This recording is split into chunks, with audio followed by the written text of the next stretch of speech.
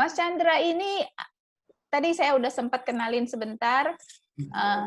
Ini program sore ini kita santai aja ya, interaktif, Ya. namanya Intips. Jadi kalau mau ngintip-ngintip silahkan, inspirasi dan tips dari Chandra Endro Putro sore ini gitu. Mau manggil Mas juga agak-agak kaku ini lidah saya, karena kita satu angkatan dulu, teman kuliah gitu ya. Dulu antropolog ya Mas Chandra ya. Iya. Sekarang, halo Mas Eko, akhirnya kelihatan gitu. Nah, terus halo Bante, lagi connecting. Semangat sekali saya menyapa Bante. Nah, jadi Mas Chandra ini mungkin nanti bisa cerita juga dikit ya dari antropolog. Ya kan ya? Ya, Antrop kan dulu ya. ya benar. Nah, jadi antropolog tuh tiba-tiba muncul di masa tuanya kenapa jadi animator ya? Nah, seperti itu. Dan juga yang sebetulnya sih yang selain peluang animasi di ini sambil nunggu teman-teman yang lain ya supaya nanti kita nggak ngulang-ngulang sebab Mas Chandra ini mendapatkan waktunya susah sekali gitu. Wah sih. Kan Iya, untung-untungan Mbak Ita dia tentuin langsung saya bisa kan. emang. Dan Mas Chan, banyak sekali salam dari teman-teman nih, dari Harini, dari Oke. Wida, dari ini semuanya nyampein salam. Mudah-mudahan nanti mereka akan bergabung di masanya. Hari ini tuh masih sepupuan sama saya. Iya, tadi diceritakan di sini nih, ini masih rame di grup. Titip Oke. salam Mama Chandra, titip salam, Halo. titip salam. Hai Bante. Selamat datang Mas Johan gitu. Ya oke. Karena Mas Chandra udah di sini dan waktunya juga sangat padat, mungkin saya tadi udah kenalin Mas Chandra Ya, siapa. Nanti makasih. kalau ya pokoknya ini beruntung banget lah kita kalau bisa sharing. Jadi jangan malu-malu untuk mau tanya apa aja seperti apa peluang animasi di masa pandemi. Nah, Mas Chandra mungkin bisa sharing ke kita saat ini kan nggak bisa dibilang profesi ini lagi jatuh, profesi itu hampir semuanya kita mengalami Ya. mendapat dampak dari musibah ini gitu. Nah, sementara di beberapa kayak saya nih yang biasa ngerjain live shoot, udah nggak syuting berbulan-bulan gitu. Nah, konon katanya animasi malah sekarang dapat angin segar karena hai Bro Doni, tiba-tiba muncul wajahnya dan serius sekali menatap. Nah, jadi animasi sekarang justru punya ruang karena nggak bisa syuting, karena ngerjain sendiri di rumah, tetapi rate-nya kan lumayan tuh animasi. Nah, jadi mungkin Mas Chandra bisa sharing ke kita seperti apa sih situasinya sekarang gitu. Ya. Mungkin yang mau saya luruskan, animasi itu nggak bisa dikerjakan sendirian. Betul, ya, betul. Jadi Tim ya.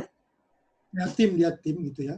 Bahkan untuk produksi serial itu bisa minimal 60 orang, ada yang sampai di atas 100 gitu ya.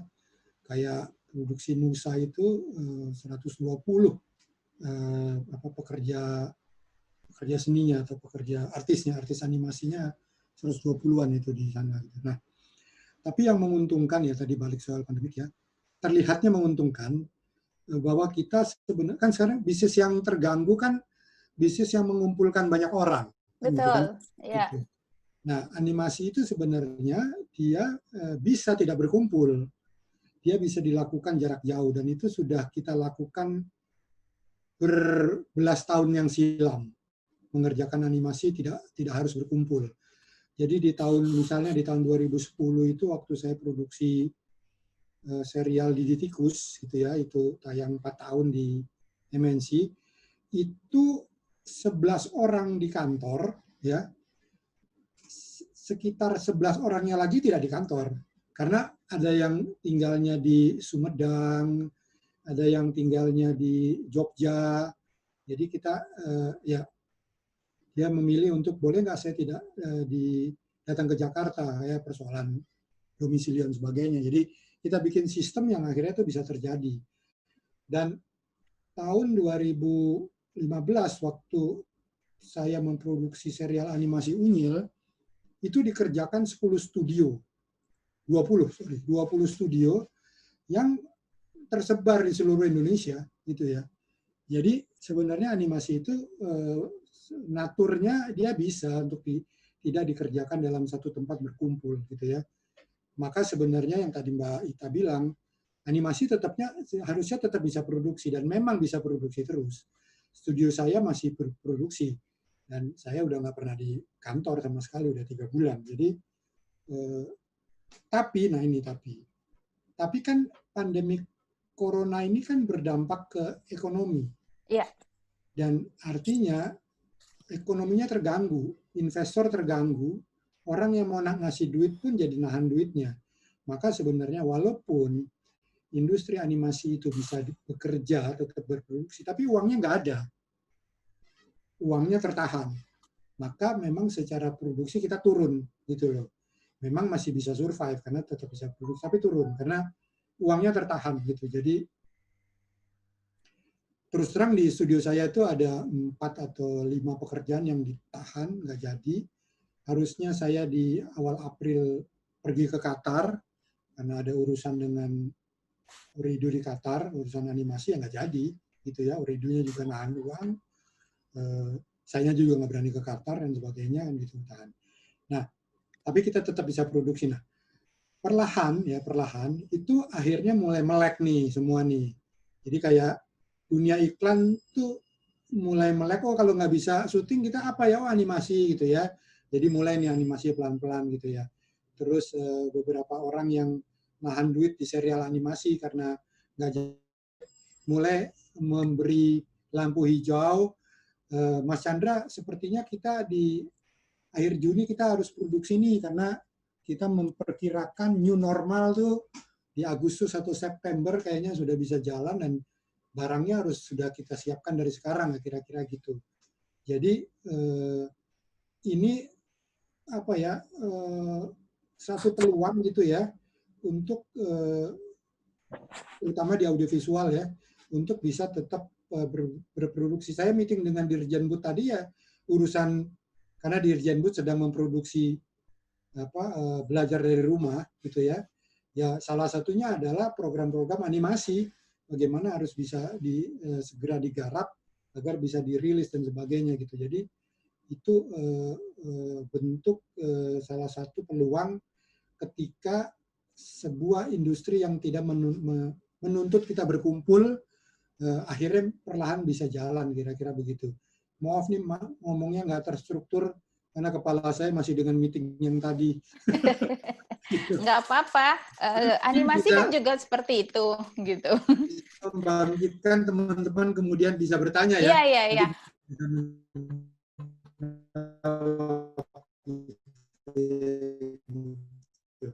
Nah, ada Nani nih gitu. Dan selamat datang juga, selamat bergabung teman-teman yang baru bergabung. Jadi ya artinya begini, walaupun walaupun sebagian orang menganggap ya orang yang nggak bisa syuting, sekarang singkatnya adalah yang aman tuh para animator membuat animasi, karena apa-apa kan sekarang juga semua kayak info-info itu kan bisa dibuat dalam animasi gitu. Artinya di dalam ketidakpastian itu tetap masih ada peluang. Yang penting kitanya nih yang mau nge-grab peluang itu gitu. Tapi Mas Chandra, animasi itu kan bukan barang murah gitu. Yeah. Nah, mungkin kendalanya di situ juga, di mana situasi ekonomi saat ini seperti sekarang, yang misalkan saya butuh bisa dengan animasi, tapi kan tidak mudah untuk bisa membayarnya seperti itu. Apakah nanti menurut Mas Chandra bisa disesuaikan nggak ketika ada nih teman-teman yang oke, saya mau pakai studionya Mas Chandra, mungkin nggak kayak gitu? Jadi menyesuaikan dengan keadaan. Ya, memang memungkinkan. Artinya gini, animasi sendiri kan ada berbagai cara, berbagai style yang kemudian korelasinya terhadap biaya gitu ya.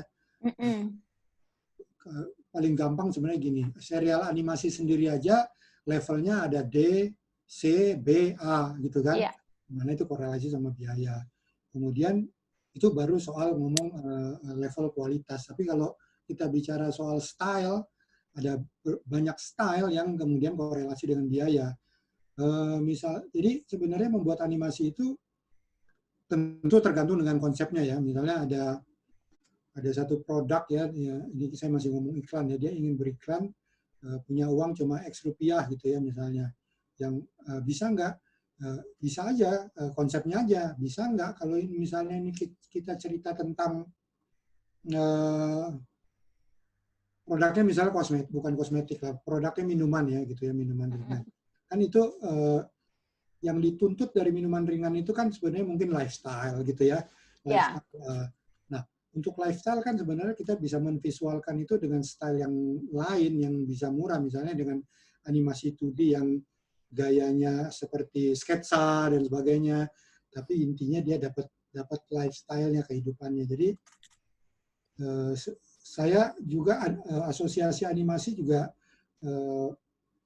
men-share atau mensosialisasikan mengenai bahwa di zaman pandemi ini kita bisa memproduksi animasi dan tidak perlu khawatir mengenai biaya karena ada begitu banyak level kualitas yang kaitannya juga dengan level style yang itu sebenarnya korelasinya terhadap biaya.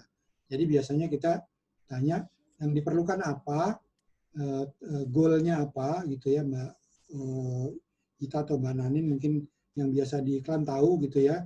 Goalnya apa, dari goal itu kemudian bisa kita eksekusi seperti apa.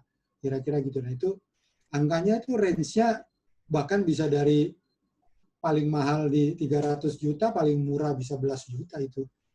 Nah itu, ya itu maksud saya. Berarti kan di dunia animasi sendiri masih bisa kita pakai istilah tailor made gitu ya, tergantung ketersediaan biaya dari klien dan juga konsep gitu. Jadi konsepnya bisa disesuaikan.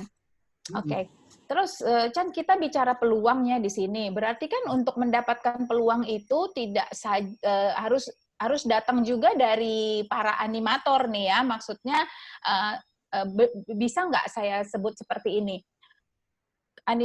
Para animator nih yang selama ini punya harga spesial, harga yang tertentu, ya untuk meraup peluang itu tadi. Ini kan di sini ada Mas Tommy nih misalnya desain grafis. Jadi tadi beliau bilang itu soal rezeki gitu ya. Tapi kan peluang tuh harus kita juga yang kejar gitu.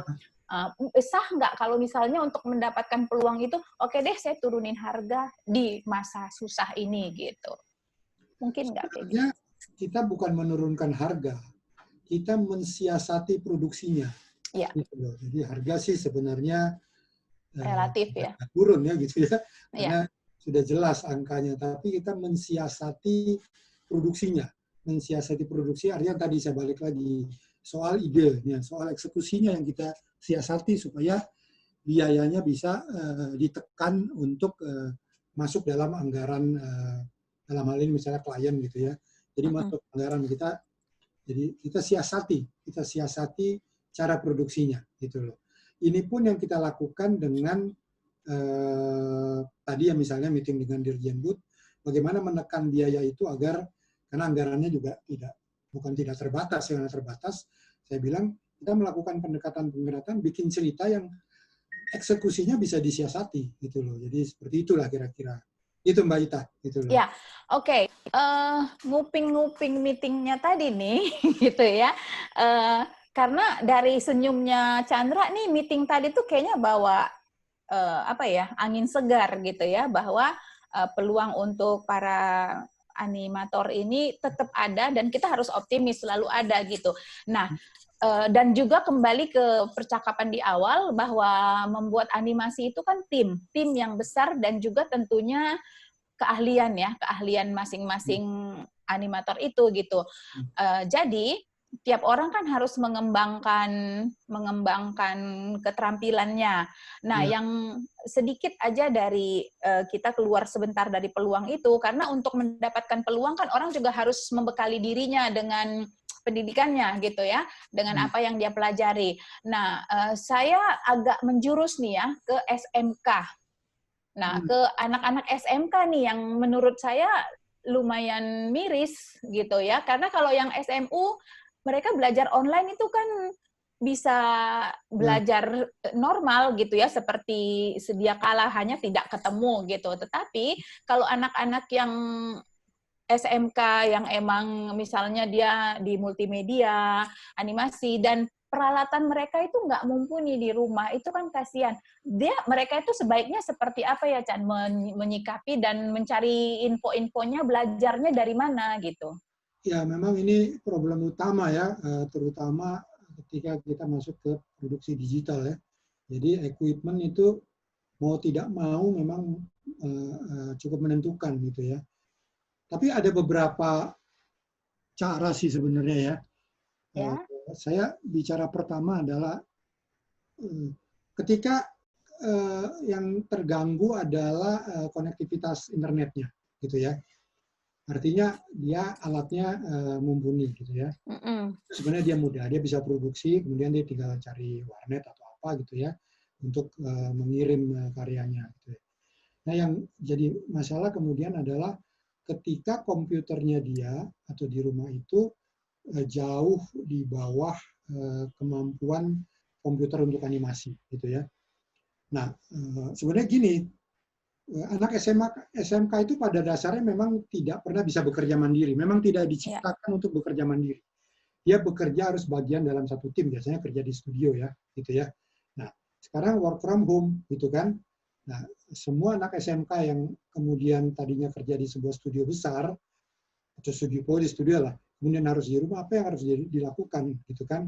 Karena komputer di rumahnya tidak memadai. Yang pertama adalah beberapa studio menerapkan aturan bahwa komputer yang di kantor boleh dibawa pulang, gitu lah. Karena dia akan ngecek di rumah ada komputer nggak, biasanya pada bilang enggak, gitu ya. Kemudian ada kantor yang memberi kebijakan komputer kantor boleh dibawa pulang, ya tentu dengan perjanjian, surat segala macam itu ya, gitu. Itu satu, artinya itu dia beres, gitu ya. Yang kedua adalah kalau ternyata tidak boleh dibawa pulang, gitu. Ada yang menetapkan begitu. Nah, kalau dia tidak boleh dibawa pulang, biasanya si studio itu menerapkan aturan memakai remote, artinya dia bekerja dengan laptop yang biasa di rumah itu, sebenarnya dia meremote dengan komputer dia di meja yang di kantornya. Itu yang dia lakukan, itu di beberapa studio sudah melakukan itu, termasuk studio tempat saya dulu kerja yang di Bali, itu full remote semua. Jadi kantornya itu isinya cuma 3 orang IT, nah komputernya nyala sendiri, mouse-nya gerak-gerak sendiri, tapi masing-masing itu rumahnya bekerja di rumah masing-masing.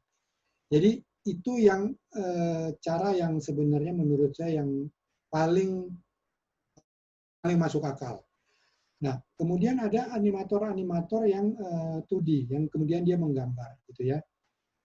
Beberapa animator 2D dia bisa menggambar manual, yang kemudian dia bisa pergi ke network atau apa, dia scan dan sebagainya, bisa dia kirim ke kantor untuk atau kirim ke tim lanjutannya untuk mengolah itu. Jadi saya pikir kita memang harus cerdik ya, dan itu yang disebut dengan new normal adalah dengan situasi yang ini memang cara kerja kita jadi berubah sama sekali, tapi tetap saya yakin semua orang dibekali kemampuan kecerdikan untuk menemukan solusi. Salah satu solusinya yang tadi saya beberkan itu, gitu. Kira-kira gitu Mbak Ita. Gitu. Tetapi kalau misalnya kalau kantor nih ya, kalau kantor kan jumlahnya tidak sebanyak murid gitu loh.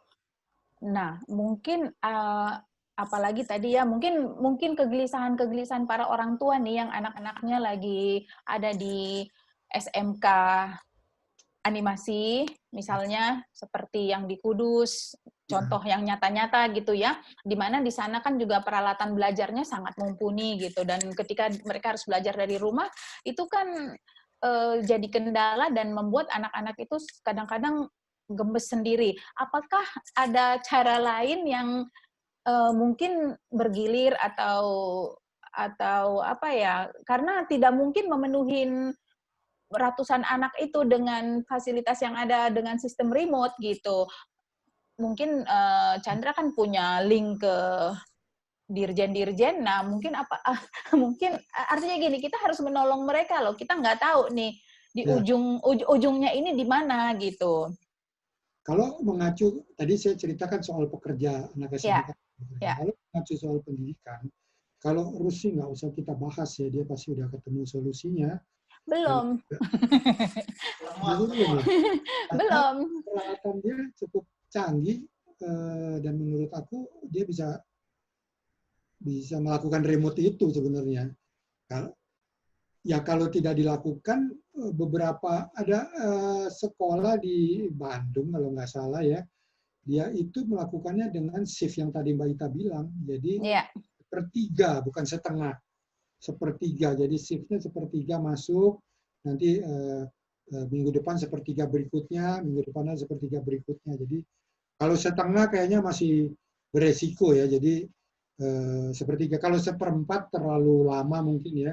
Jadi mereka melakukan sepertiga untuk siklusnya. Itu menurut saya cara yang terbaik ya. Memang kemudian mau tidak mau yang belum ketemu adalah biaya menjadi mahal karena cuma kepakai sepertiga gitu. Apapun cuma sepertiga. Misalnya gini, saya analogikan ke bioskop aja. Bioskop kalau dia buka, mungkin cuma seperempat kapasitasnya yang dia lakukan. Maka biaya operasional dia kan satu kali putar harus tercover dengan seperempat itu. Maka seperempat beban itu, beban biayanya pasti dibebankan ke penonton. Yang tiketnya tadinya 30.000 mungkin menjadi 100.000 gitu loh. Karena dibebankan gitu. Nah, demikian juga dengan sekolah. Biaya dia menjadi agak berat di situ karena menjadi mahal.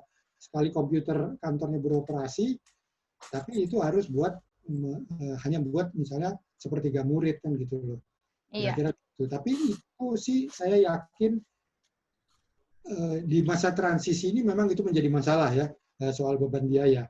Tapi mengatasi masalah bahwa mereka tetap bisa belajar. Saya yakin sambil masa transisi kan sambil mencari apa yang terbaik atau bagaimana mengatasinya dan harus dilakukan gitu loh, dilakukan.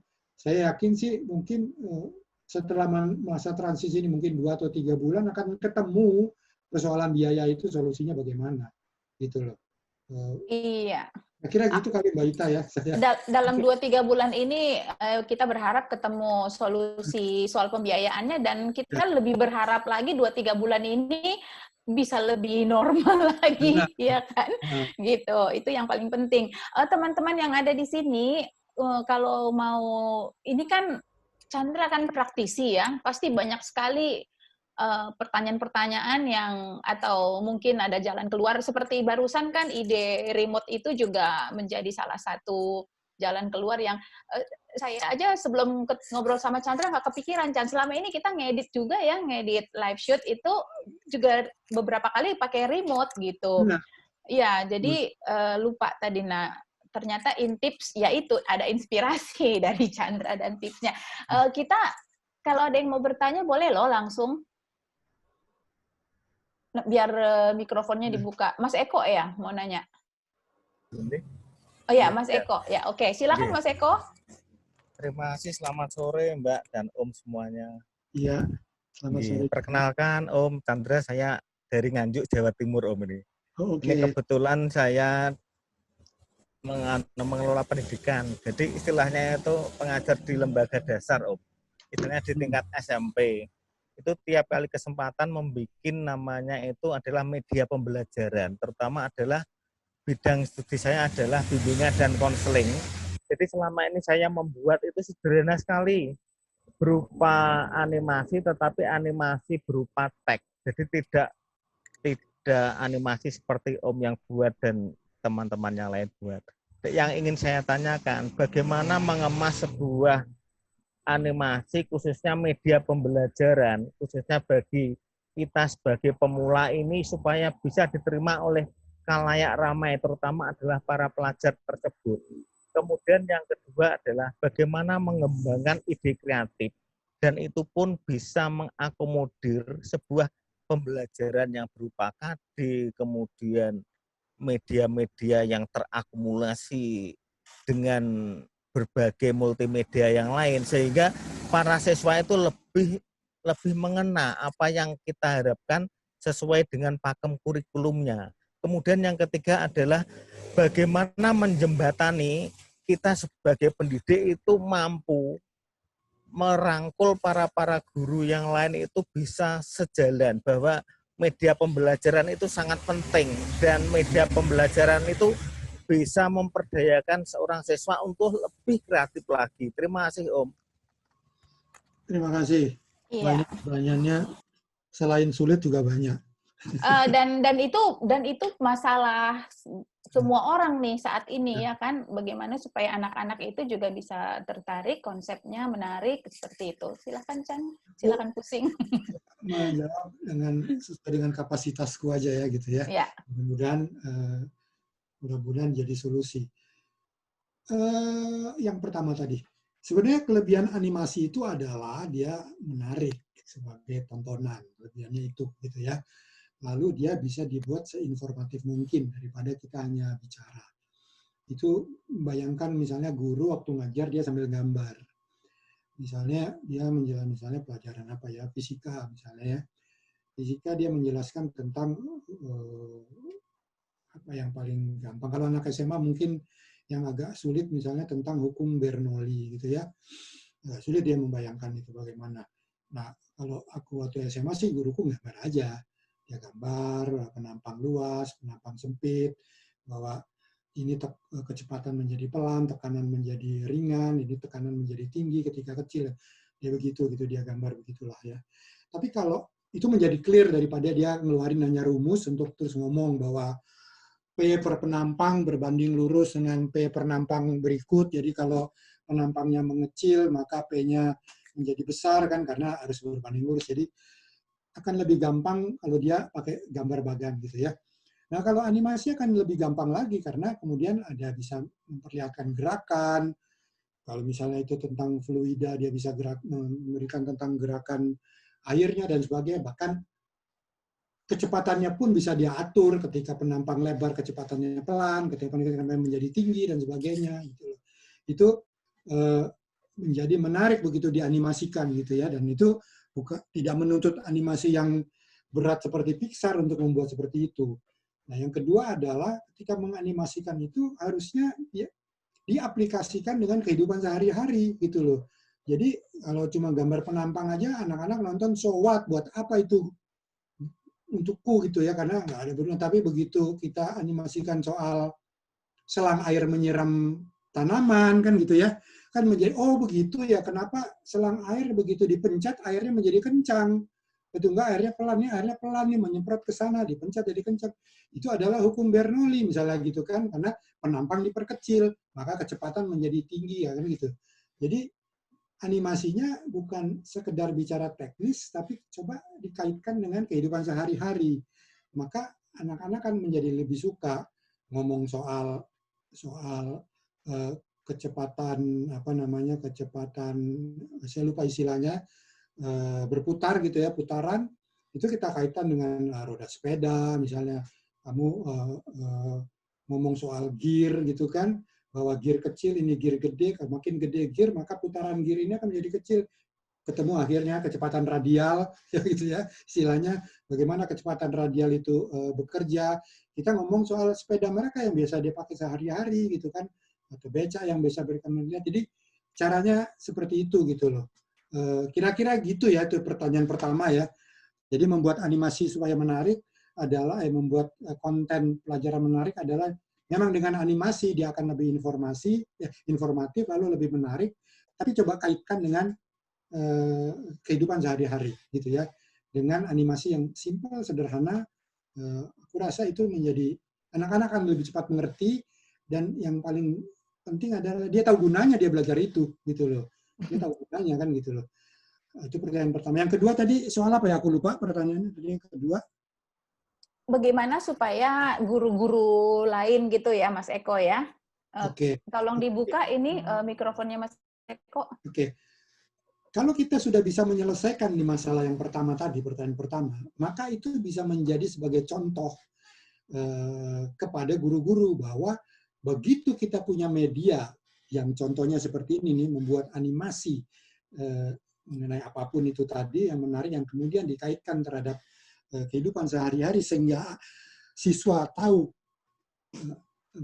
apa gunanya dia belajar itu, aku rasa itu akan membuka pikiran guru-guru bahwa ternyata media belajar itu menjadi penting.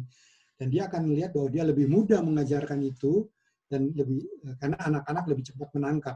Saya pikir salah satu caranya itu ya, begitu masalah pertama itu teratasi, maka dia bisa dijadikan untuk memecahkan masalah kedua, untuk mengajak guru-guru untuk terinspirasi untuk apalagi yang bisa saya ajarkan, atau bagaimana saya bisa mengajarkan agar ini menjadi menarik, karena itu inspirasi yang pertama itu, mengkaitkan terhadap kehidupan sehari-hari, soal masak, soal masak berarti soal suhu berarti soal suhu kompor, kenapa warna merah, kenapa warna biru itu suhu lebih tinggi daripada warna merah, dan sebagainya itu.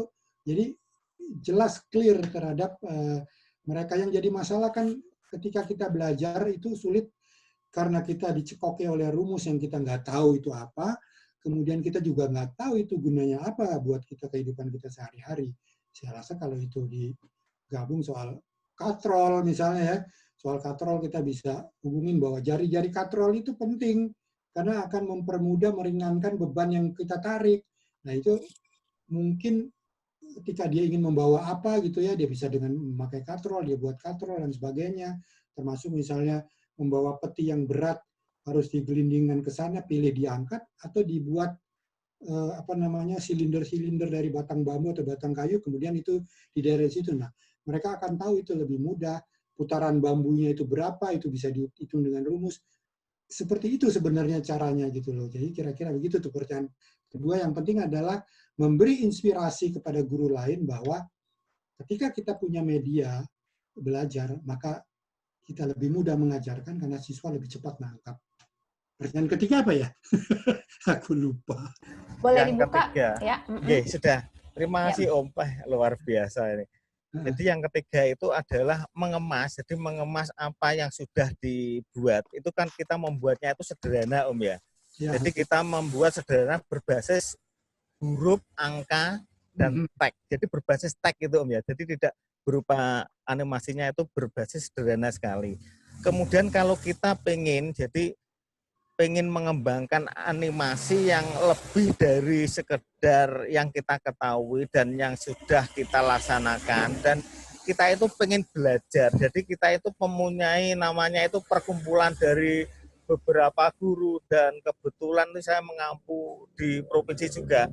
Itu bagaimana cara supaya guru-guru itu memiliki life skill, kecakapan dalam membuat animasi yang berskala lebih besar lagi. Begitu Om, terima kasih. Oke. Sebenarnya animasi itu mudah Mas.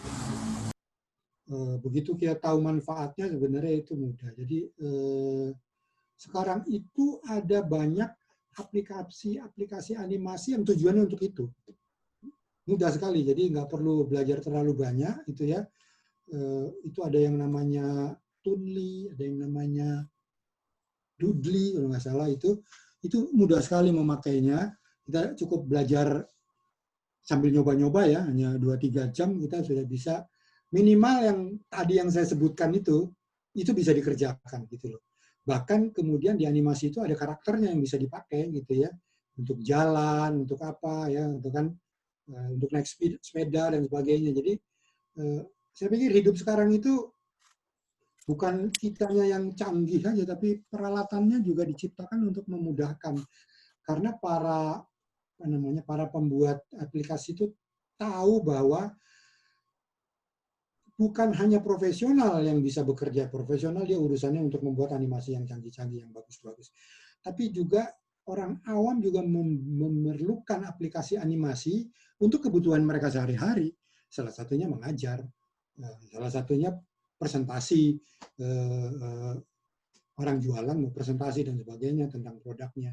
Jadi coba dicari aja itu ada Toonly, ada Doodly, ada apa lagi yang sebenarnya makainya mudah gitu ya.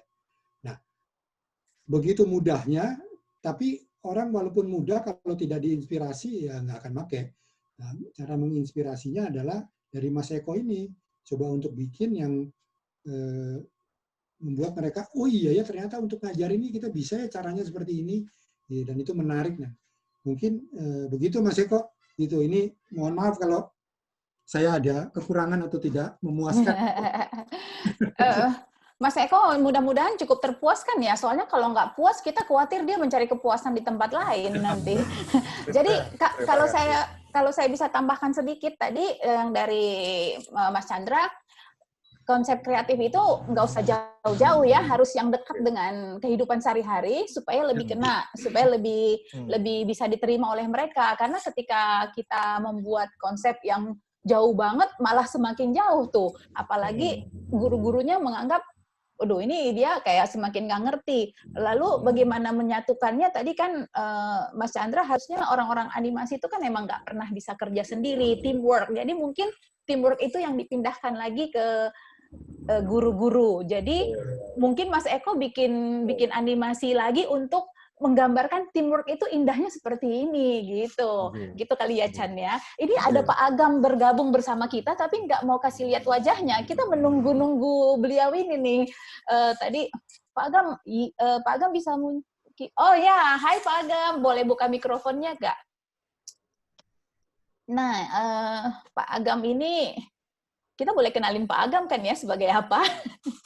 Karena mungkin bisa sharing juga karena apa yang dihadapi, persoalan-persoalan yang dihadapi saat ini tadi kita udah. Halo Rita, iya. Halo teman-temannya Pak Chandra. Agam rambutnya udah tinggi Pak. Sudah agak lumayan ini. Ini sudah kayaknya selesai lebarannya. Ini kayaknya efek dari niruin Ariel Noah nih pada pangkas sendiri. Oke. Sorry tadi agak terlambat. Enggak apa-apa Pak Agam. Saya udah hafal Pak Agam. Iya, jadi kalau Pak Agam kan datang dari SMK gitu ya, yang di mana murid-muridnya juga sekarang dirumahkan begitu. Nah, tadi kita udah sempat bahas juga sistem remote. Mudah-mudahan besok SMK RUS bisa menerapkan. Nggak tahu deh, RUS tuh pengumuman udah 15 Juli udah mau masuk katanya. Tapi kalaupun enggak, mungkin sistem remote tadi yang saran dari Chandra itu sangat menyenangkan sekali, kayak ada pengharapan nih buat kita gitu. Terus ada Mas Tommy. Mas Tommy mungkin ada yang mau ditanyakan? Mikrofonnya bisa dibuka? Ya, silakan ya. Mas Tommy. Saya sih sebenarnya cuman penasaran aja masalah rate, menentukan rate animasi, yaitu yang mulai dari yang kayak flat animasi itu ngitung rate-nya itu bagaimana Pak untuk menjual ke klien kalau Pak Chandra biasanya? Artinya apakah dari berdasarkan durasi animasi tersebut ataukah dari jam kerja man hour yang dari kita kerjakan? Mungkin bisa juga X rupiahnya itu kisaran berapa mungkin? Pak Chandra mungkin bisa kasih kami. Nah, soal rate ya. Rupiah mah bisa dari belas juta sampai ratus juta gitu ya. Tapi gini, saya coba share cara berpikirnya ya. Tadi udah benar Mas Tommy, hitungnya sebenarnya adalah jam kerja gitu ya. Itu jam kerja. Tapi setiap orang, setiap studio itu jam kerjanya lain-lain. Kalau di animasi itu dia bukan jam kerja istilahnya, dia istilahnya man day, orang dan hari gitu ya. Jadi satu orang satu hari bisa menyelesaikan berapa detik. Nah sebenarnya gitu. Jadi kalau man day 10 detik berarti satu orang satu hari 10 detik. Kalau animasinya 1 menit berarti 60 detik. Kalau dikerjakan oleh satu orang berarti dia perlu 6 hari kan gitu ya. Kalau dia berenam berarti 1 hari selesai kan gitu. Maka hitungannya man day gitu loh. Nah, angka itulah sebenarnya mengacu kepada man day-nya. Jadi man day kita berapa gitu loh. Nah, untuk bisa ngitung man day itu memang hitungannya rumit. Tapi saya sederhanakan begini. Mengacunya kepada investasi, Pak. Mengacunya gitu. Jadi kalau saya beli komputer gitu ya, harganya komputer buat animasi saya beli misalnya 20 juta gitu ya. 20 juta, saya menghitung, jadi saya ngitung. buat saya 20 juta itu saya harus kembali dalam waktu 1 bulan misalnya. 1 bulan nih, 20 juta harus balik. Optimis banget saya gitu kan, 20 juta harus balik. Maka ketika saya mendapat kerjaan animasi, saya harus ngitung menderet saya dengan dalam 30 hari 20 juta harus balik. Gitu kan? Berarti menderet saya, nah saya mengukur kemampuan saya. Kemampuan saya ternyata sehari 10 detik. Itulah. Sehari 10 detik. Berarti dalam 30 hari saya bisa bekerja 600 detik. Gitu kan? Nah, kalau saya bisa bekerja 600 detik dalam satu hari, maka sebenarnya 600 detik itu kan nilainya harus 20 juta. Ya kan? Nilainya 20 juta. Maka dibagi aja. 20 juta dibagi 600. Ada berapa itu jadi mende saya. Gitu loh. Itu jadi mende saya. Jadi begitu saya dapat kerjaan, ini ada kerjaan 5 detik. 5 detiknya saya saya kali dengan mende saya. Gitu loh. Cara ngitungnya gitu. Kalau di perusahaan lebih rumit lagi. Gitu loh. Nah, kalau mau tanya hitungan sebenarnya begitu. Jadi kita tidak bisa menghitung, mengabaikan investasi. Jadi kita nggak bisa gini, oh ini kebetulan komputernya memang nganggur, nggak kepake, saya mau bikin animasi. Diandaikan saja nilai komputer itu berapa, lalu diandaikan saja kira-kira akan berapa baliknya nilai ini, supaya bisa tahu harga mendenya berapa. Kalau enggak nanti, kalau ditanya balik sama, atau gini, kita tidak bisa begitu misalnya klien suatu hari ya, besoknya misalnya 2 bulan kemudian kliennya balik lagi ke Mas Tommy, terus ngasih animasi dengan durasi yang berbeda. Kalau kita tidak punya patokan mende, harganya kita bisa ngaco tuh yang kedua. Nah, nanti si klien bisa lihat, kok kemarin gue ngerjain 10 detik sekian, begitu gue 20 detik, kok jadinya malah lebih murah kan gitu. Berarti yang kemarin lu nembak gue tuh kan gitu. Itu kondisi kita jadi terganggu kan gitu loh. Jadi ketika kita sudah menuju ke area komersil, harusnya kita mulai profesional dalam menentukan harga gitu loh. Maka patokannya mende itu. Kira-kira gitu. Ini nggak tahu menjawab atau bikin pusing ya gitu ya.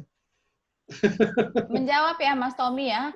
Tapi, Ya sedikit menjawab, cuman saya ingin tahu gambaran di pasaran sekarang itu kalau kayak flat animasi itu kira-kira per menitnya berapa sih Pak? Oke, saya kasih tahu yang studio saya ada di 3D.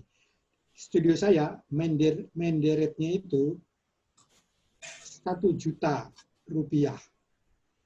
Ya menderet. Jadi satu orang dihargai 1 juta dalam satu hari gitu ya. Itu berapa detik Pak? Ya, bisa kira-kira. Ya mengerjakan animasinya adalah 8 detik satu hari. 8 detik. 8 detik itu bayangkan 8 detik 1 juta, Mas. Hah? Orang 8 detik 1 juta satu orang. Kan gitu. Iya, enggak itu bentuk 3D atau 3D. yang flat animasi. Kantor saya 3D. Jadi kan soalnya kan animasi kan ada yang 3D, ada juga yang flat Pak. Jadi kayak kartun gitu loh, Pak.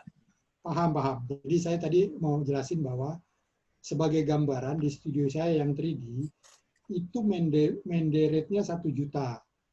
8 detik.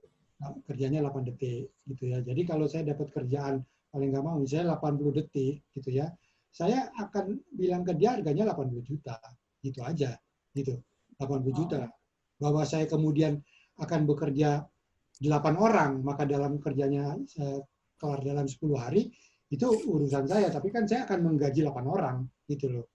Gitu. Nah, antara harga mende dengan gaji itu hal yang berbeda, Mas. Gitu ya.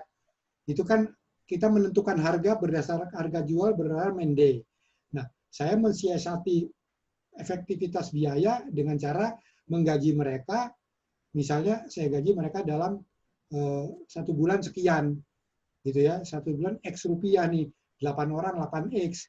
Maka kalau dia pekerjaannya selesai 10 hari, maka saya perlu 20 hari lagi proyek agar ketutup semuanya dan dapat untung, kayak gitu loh. Itu cara berpikir bisnis studionya. Nah itu saya jadi itu gambaran. Nah kalau pertanyaannya sekarang adalah kalau di 2D atau tadi istilahnya Mas Tommy adalah flat, berapa ya? Semua tergantung dengan level, Mas, gitu. Jadi Di 2D itu tetap ada level D, level C, level B, level A. Nah, saya nggak tahu Mas Tommy di level berapa. Kalau dia level A, bisa dijadikan patokan bahwa mendenya adalah 1 juta untuk 8 detik satu hari. Satu hari itu 8 juta gitu loh. Mendenya bisa diasal. Nah, begitu dia turun ke B, ke C, D ya makin turun aja lah. Dari 1 juta mungkin jadi 700, jadi 500, jadi 200, tergantung gitu loh. Aku nggak tahu Mas Tommy itu levelnya di mana, tapi sebagai gambaran seperti itu Mas Tommy gitu loh. Gitu. Kalau boleh tahu antara kalau yang menurut A itu seperti apa, Pak? Contohnya. Ya, Terus yang D itu yang seperti apa? kalau A itu kalau nonton animasinya B itu adalah seperti Tom and Jerry itu B. Oke. Ya. Kalau A aku nggak tahu film sekarang itu animasi 2D yang A itu apa Kayak ya? Jarwo itu apa Pak kalau kayak Jarwo? Jarwo apa? Jarwo itu C itu. C ya. Oh. C minus malah kalau C minus itu. Kalau Tapi Upin kalau Ipin, kalau kalau Upin Ipin apa? Upin Ipin awal-awalnya dia C. Mm-mm.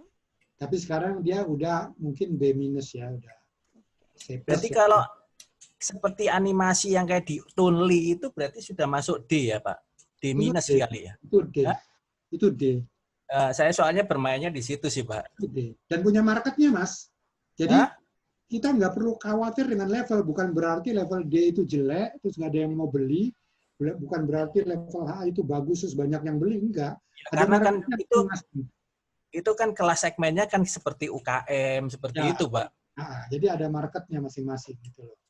Jadi studio seperti saya ya mau tidak mau orang nggak akan datang ke saya untuk yang bikin D. Padahal saya pengen ngerjain karena buat saya itu dapat untung juga gitu. Tapi nggak datang ke saya karena udah pasti mahal ini levelnya, ini B nih. Datangnya ke Mas Tommy seperti tadi Mas Tommy bilang di awal, rezeki ada yang ngatur gitu. Gitu loh, Mas. Iya, tapi kita seneng nih Mas Tommy udah nanya-nanya rate, berarti dia udah melihat peluang nih gitu. Udah takut lihat sama studionya duluan. Jangan takut. Keren. Iya. Bahkan di YouTube sendiri ada marketnya sendiri-sendiri itu. Ada yang nonton yang levelnya D, ya, penggemarnya Iya. banyak gitu. Ada yang level C gitu, bahkan level A kayaknya nggak ada di YouTube. Tinggal nanti kembali ke pertanyaan Mas Eko tadi, konsep kreatif kan, konsep kreatif yang kita ciptakan itu akan menyasar karakter penonton yang seperti apa gitu. Ini ada yang udah getol banget pengen nanya, Doni the Kaiser. Iya, seneng banget dia akhirnya. Akhirnya dikasih kesempatan. Iya, baru ngelirik-lirik gini, aku mau tanya dong, hihihi, aku mau tanya dong, hihihi. Silakan Bro Doni. Terima kasih Kak Ita. Selamat sore Pak Chandra. Sore, Mas Doni. Saya Doni, saya adik angkatnya Ita Sembiring. Paling bandel. Pak Chandra, ada dua hal yang mau saya tanyakan. Yang pertama, industri animasi itu kan pasti membutuhkan voice over juga ya. Soal sinkronisasi gambar dengan suara itu kan lebih ke hal teknis. Tapi apakah dalam dunia animasi itu membutuhkan karakter voice over yang khusus? Nah, karena semakin tumbuh dan berkembangnya industri animasi, sebenarnya semakin banyak memberikan ruang bagi voice over kan. Maksudnya saya bisa jadi voice over, Pak. Chan, sebelum dijawab, Doni ini public speaker komunikator nomor 1 katanya ya. Nah, kalau kita kan pedagang cilok nomor 1, kalau dia komunikator nomor 1 gitu. Kalau ciloknya yang beli 3 juta orang tiap hari, bisnis retail yang oke tuh. Iya. Nah, jadi kalau kita bicara peluang, kalau kita bicara peluang kan peluangnya nggak cuma di animasinya nih. Kalau nggak bisa gambar, paling nggak suara nih. Benar banget nih. Waduh, luar biasa. Saya terpancing aja kata Kak Ita tadi kan, bahwa Pak Chandra bilang kan jangan khawatir, semua ada pasarnya kan. Nah, dari pasar yang market yang bermacam-macam itu kan sebenarnya menciptakan peluang bagi turunan animasi untuk bisa berkontribusi termasuk voice over dan teman-temannya. Ini intermezzo aja karena saya sebenarnya di sini agak minder juga, banyak teman-teman lain yang punya kemampuan voice over. Ada saya lihat Denny Aziz tuh. Ada Mas Denny Aziz ya dari Makassar bergabung dan jangan-jangan mau ngelamar langsung ke studio buat voice over. Boleh tes suaranya? Siap. Itu yang pertama. Terus yang kedua, Pak Chandra soal persepsi ya. animasi itu sebenarnya lebih ke karya seni atau karya teknologi menurut Anda? Saya nanti ada pertanyaan lanjutannya. Kalau ternyata itu karya seni, saya ingin menanyakan soal pendapat Pak Chandra soal begini. Persepsi tiap animator terhadap satu hal pasti berbeda-beda.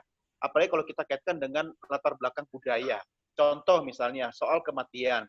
Mungkin dalam budaya tertentu menggambarkan secara animasi kematian itu mungkin dengan awan, langit, ya kan? Atau ada budaya tertentu yang menggambarkan dengan ada cahaya di ujung jalan sana, di ujung lorong gitu kan. Nah, kemudian hal-hal yang menyangkut sensual, tiap budaya kan berbeda-beda. Nah, ketika kita ingin masuk ke dalam dunia animasi agar bisa go internasional, diterima secara global, apakah harus memahami persepsi-persepsi tertentu yang secara internasional gitu? Saya takutnya nanti kita terlalu mengedepankan budaya kita tersendiri, tapi ketika kemudian dijual ke luar gitu kan, orang Barat nggak ngerti ini maksudnya apa ya, simbol-simbol seperti ini gitu. Sementara kita sudah paham misalnya dengan hal-hal yang menyangkut persepsi tertentu di negara kita. Nah, mohon pencerahan dari Pak Chandra. Itu saja, terima kasih sebelumnya Kak Ita. Thank you Pak Chandra. Sama-sama. Silakan Chan. Dari awalnya waktu diajak sama Mbak Ita itu saya deg-degan. Pasti pinter-pinter, dia rumit. Ini Pak Agam belum nanya nih. Untuk menjawab itu saya mau cerita lebih makro. Saya mau cerita tentang industri animasinya. Saya mau cerita tentang animasi. Jadi di animasi itu isinya profesinya beragam. Ada puluhan profesi, bukan cuma animator aja. Memang awam taunya animator. Tapi isinya beragam. Untuk jadi sebuah film, itu isinya puluhan profesi. Dikali sekian orang, jadi bisa ratusan ya, puluhan. Jadi contohnya ada, paling gampang, ada penulis. Di sini ada Mbak Devi Permanasari itu dia penulis animasi, dia head writer di studioku, gitu ya. Ada penulis, lalu ada visualizer atau ada konsep artis yang ngedesain, desain karakter, desain gambarnya. Lalu ada sutradara, lalu ada asisten sutradara, lalu ada ada storyboard artis, lalu ada produser di atasnya. Jadi saya belum nyentuh artis animasinya aja udah 7 itu. Gitu loh. Nah, masuk ke animasinya akan ada artis yang namanya asset creator, modeler, 3D modeler, gitu loh. Kalau di 2D tukang gambar tiap karakternya gitu ya. Ada 3D modeler. Di 3D modeler aja kebagi-bagi. Ada tekstur artis, ada rigger.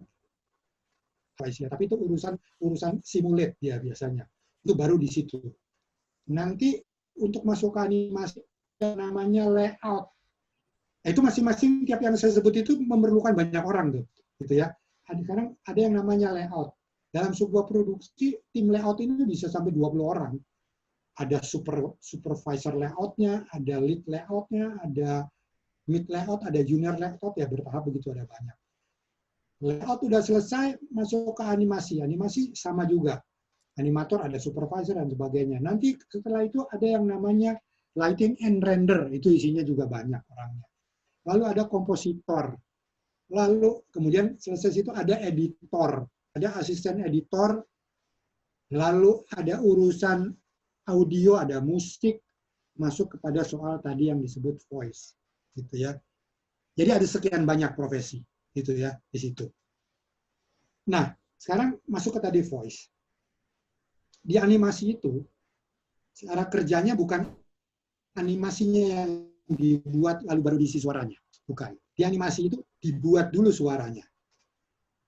Jadi setelah ada skenario, ada storyboard, para pengisi suara itu akan menyuai hati-hati. Itu berubah kami semua jadi satu, mengikuti alur cerita skenario. Ibaratnya, begitu didengerin, orang akan tertarik dengernya seperti denger sandiwara radio. Ibaratnya begitu. Gitu. Dia akan dengerin itu. Nah, itu kemudian ditempel di animatic storyboard-nya. Maka, karena dia bukan mengisi suara yang sudah ada animasinya, tapi dia adalah suara dibuat, maka dia sebenarnya istilahnya bukan dubber, istilahnya bukan voice over. Mereka adalah aktor-aktor yang berakting lewat suara. Maka namanya voice actor. Gitu loh. Dan voice actor itu lebih berat daripada aktor yang mukanya kelihatan. Kalau muka kelihatan, lu ketolong sama muka, sama ekspresi. Tapi kalau cuma suara, siapa yang lihat ekspresinya, suaranya ini. Nah, kenapa suaranya menjadi penting? Karena animator waktu bekerja atau semua diproduksi waktu bekerja, itu mood dan emosinya itu berdasarkan suara si voice actor. Orang bilang, aduh, nyebelin banget sih lo. Ya udah kebayang tuh akan seperti apa animasi itu. Aduh, nyebelin banget sih lo. Lain lagi itu pasti gerakan mukanya. Atau jatuh. Aduh, sama aduh, lain banget itu gerakannya. Maka dari situ mereka dapat emosi untuk menganimate karakternya. Jadi penting banget voice actor, gitu ya. Itu tadi jawab voice actor. Nah, sekarang pertanyaannya adalah tadi, apakah animasi itu kegiatan seni atau industri? Saya pikir sama dengan semua. Begitu melukis itu seni apa industri? Menyanyi di musik itu seni atau industri? Pertanyaannya begitu. Kalau menurut saya, semua itu adalah seni. Adalah seni. Tapi seni, kalau hanya sebagai seni, maka dia sulit sekali untuk dinikmati banyak orang. Seni adalah sesuatu yang harus dikomunikasikan kepada orang.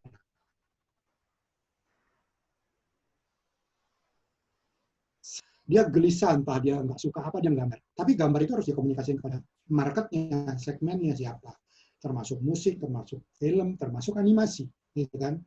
Ketika saya mengalami kegelisahan mengenai bahwa anak-anak sekarang tidak diajarkan tentang keberagaman, maka saya akan mengusulkan kepada PFN untuk membuat serial animasi unyil yang saya lakukan tahun 2015. Karena itu kegelisahan saya. Tapi animasi yang saya buat harus bisa ditonton sama anak-anak. Anak-anak harus mengerti. Karena kalau anak-anak nggak ngerti, tidak ada gunanya. Kan gitu. Nah, begitu dia bisa ditonton sama anak-anak, maka saya melakukan yang namanya pencapaian komunikasi.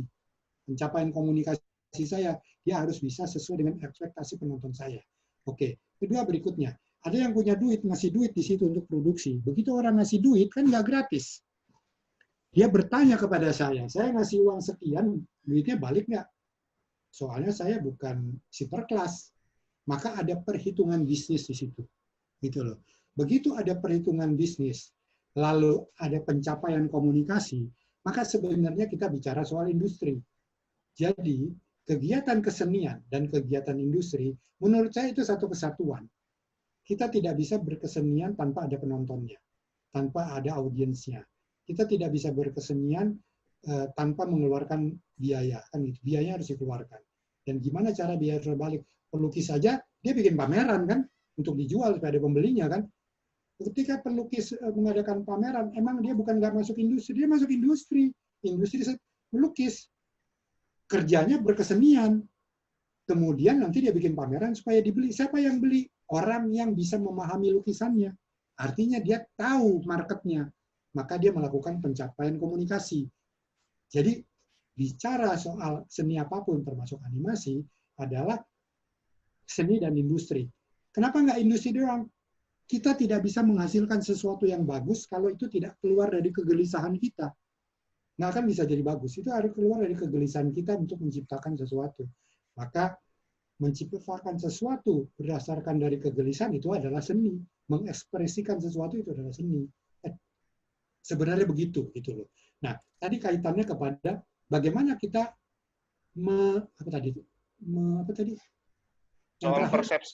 mempersepsikan sesuatu. Ya. Begitu kita menciptakan sesuatu, ya, mengekspresikan sesuatu, maka kita harus berpikir penonton kita siapa. Ini adalah pencapaian komunikasi. Maka kita harus tahu penonton kita siapa, entah riset, entah apa, agar apa yang kita tulis, atau apa yang kita gambar, atau apa yang kita animasikan, itu sesuai dengan ekspektasi penonton kita, dan menjawab pertanyaan-pertanyaan dia, atau memberi pertanyaan sehingga dia merenungkan, kan gitu loh. Nah, itu cara kerjanya gitu loh. Nah, kalau bertanya, jadi animator harus memahami itu, iya. Nah, tapi dalam rangka tadi profesi dalam industri animasi, tugas itu ada di tangan penulis dan sutradara. Itu ada Mbak Devi penulis, ada di dia itu bagaimana untuk mengkomunikasikan itu kepada penontonnya setelah tahu penontonnya. Nah, sekarang kalau tadi kaitannya orang meninggal di Barat sama di sini beda cara penggambaran, iya beda. Tapi begitu kita riset, kita akan tahu bagaimana mengkomunikasikan itu. Tugas itu adalah tugas si sutradara, tugas si penulis. Nanti juga kalau animatornya dia tahu soal itu, maka dia akan lebih mudah untuk menanganinya. Nah, tadi soal menyangkut kepada market internasional. Jadi kita mau bicara soal bagaimana barang-barang lokal kita ini atau konten lokal kita ini bisa menembus pasar internasional. Maksudnya begitu kan? Gitu ya. Kalau saya begini, kalau barang-barang lokal kita plek-ketiplek kita buat lalu kita sajikan keluar tanpa kita memahami market kita, besar kemungkinan itu gagal. Karena kita tidak tahu ekspektasi penonton kita yang internasional itu apa. Maka kita harus tahu. Hampir semua, misalnya kita pernah tahu film Mulan. Mulan dibikin oleh Hollywood. Tapi kalau dia tidak mengadaptasinya itu, maka belum tentu itu akan disuka oleh di seluruh dunia. Itu paling gampang inilah Snow White. Bukan Snow White, Pinocchio. Pinocchio itu adalah film Pinocchio diproduksi oleh Disney. Tapi cerita Pinocchio itu kan sebenarnya cerita legenda Eropa. Itu cerita aslinya itu serem. Cerita aslinya serem. Ada pembunuhan, ada yang digantung, dan sebagainya. Gitu ya, itu serem. Tapi Hollywood, Disney itu paham penonton anak-anak itu seperti apa. Maka dia adaptasi cerita itu menjadi cerita yang bisa dicerna dan ditangkap oleh anak-anak. Bahkan memberi pemahaman baru terhadap anak-anak. Soal tentang persahabatan, soal tentang perjuangan, tentang menyerah, dan sebagainya. Tapi kalau baca buku cerita asli, ya boleh di googling tuh, itu serem ceritanya gitu. Nah, begitu juga kita. Begitu kita bikin karakter dari cerita-cerita lokal untuk dipasarkan di internasional, maka kita harus tahu pasar internasional seperti apa, trennya seperti apa, yang disuka seperti apa, harapannya seperti apa. Contoh yang paling gampang, yang disuka apa? Pasar tertinggi serial animasi itu adalah preschool dan school age, itu di situ, gitu loh. Bukan remaja atau dewasa. Jadi kalau kita ngambil cerita Dayang Sumbi misalnya, gitu ya, kita plek-ketiplek kita itu cerita dewasa sekali, gitu kan? Sebenarnya dongeng-dongeng Indonesia itu sebenarnya ceritanya nggak buat anak-anak, harap dimaklumi, kan gitu loh. Tidak buat anak-anak, gitu loh. Ya Dayang Sumbi aja gitu kan. Yang ini kita ceritain bahwa dia naksir ibunya kan. Anak-anak nggak paham soal itu, kalau paham malah celaka kan gitu loh.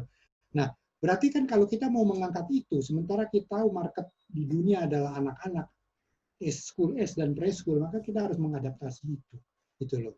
Nah, itu baru soal proses adaptasi cerita lokal kepada segmen yang paling laku. Kemudian akan ditanyakan adalah anak-anak apa sih yang diharapkan ketika dia nonton film anak-anak? Atau dibalik itu, orang tua, dia berharap apa dari film anak-anak yang nanti akan ditonton oleh anak-anaknya. Kita perlu riset itu sebenarnya, gitu loh. Nah, sebenarnya yang paling gampang, yang paling general adalah, kalau kita membawa cerita lokal untuk internasional, kuncinya begini.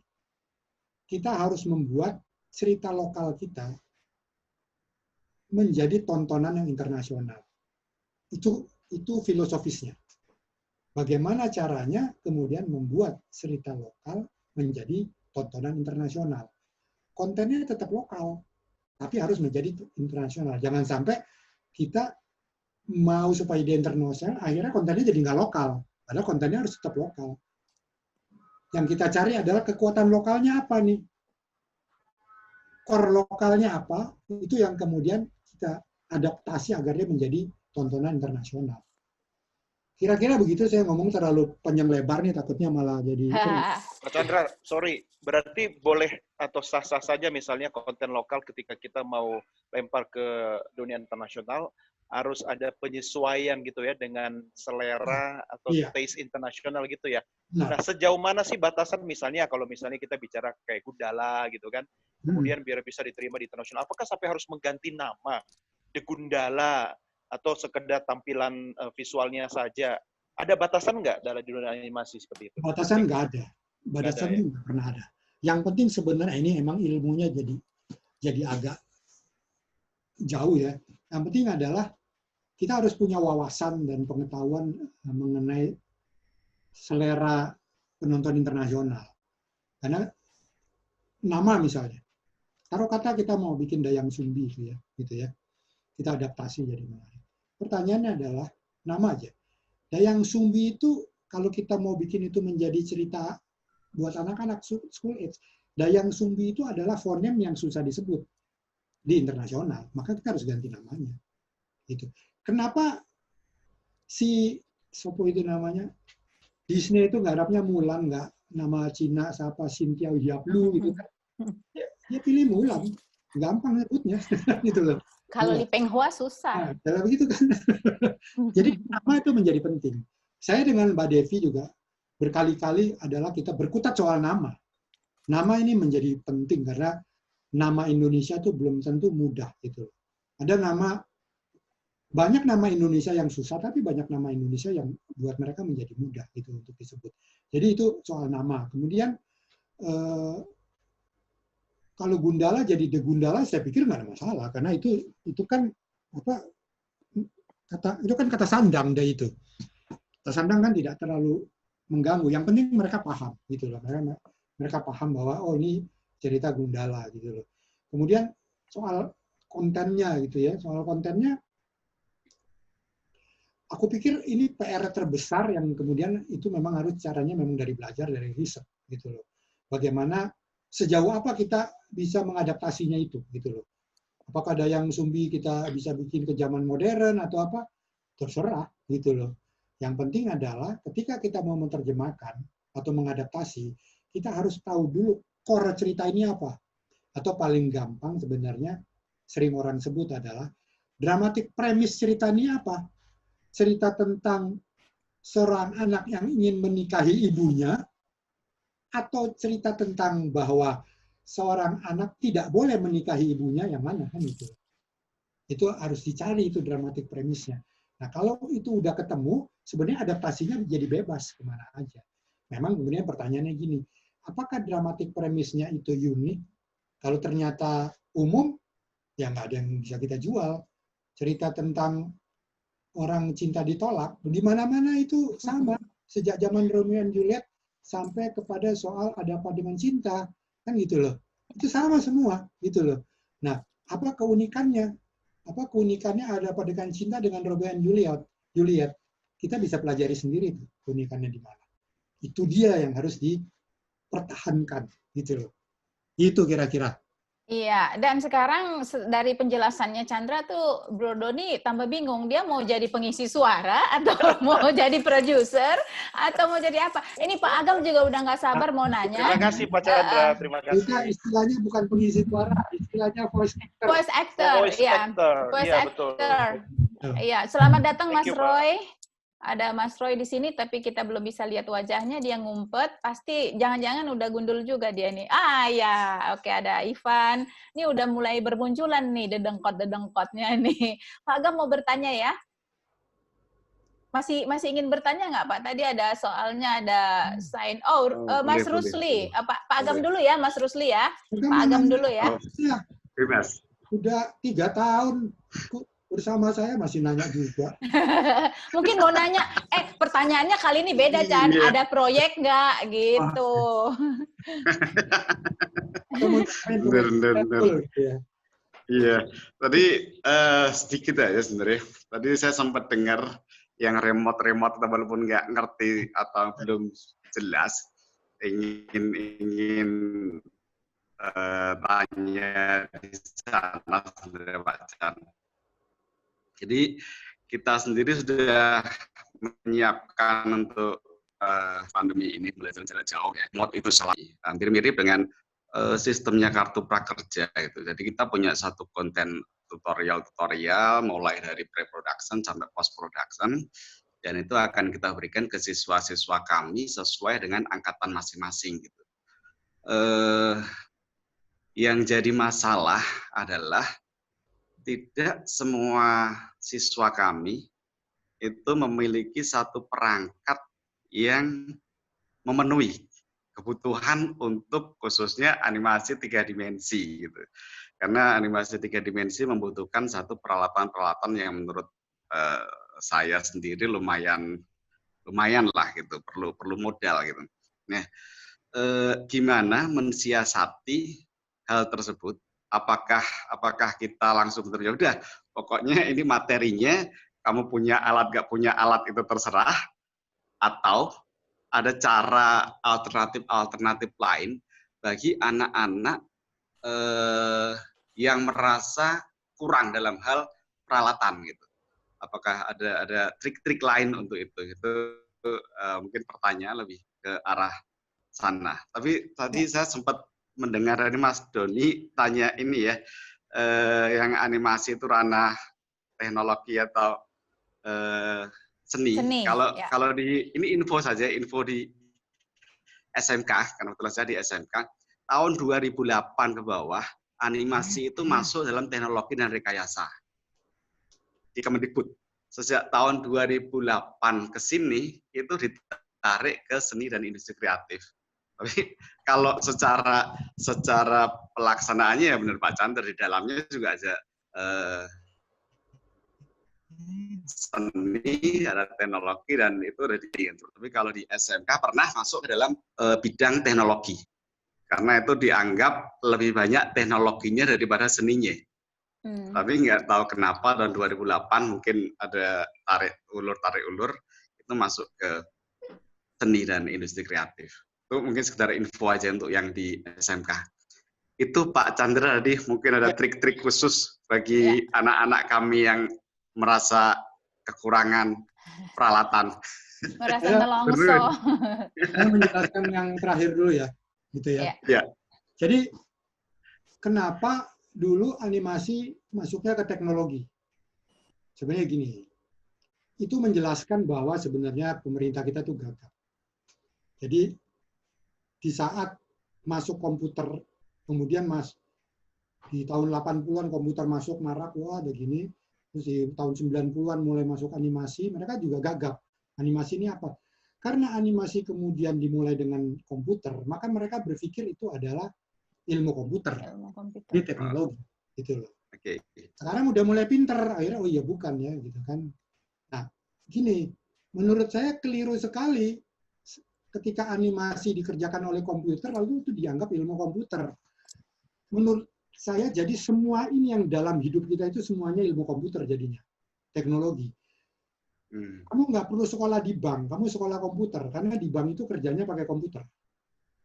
Nggak ada. Jadi kalau ternyata semua pekerjaan itu, kalau pakai komputer, dianggap sebagai teknologi, ilmunya, maka bank itu adalah teknologinya komputer, maka dia sekolah komputer, gitu ya, bukan sekolah bank, gitu.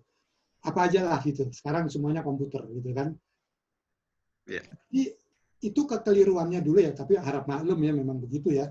Pemahamannya gagap. Jadi ketika, oh pakai komputer, oh, berarti ini ilmu komputer. Padahal komputer atau teknologi itu alat. Dimanapun, itu alat.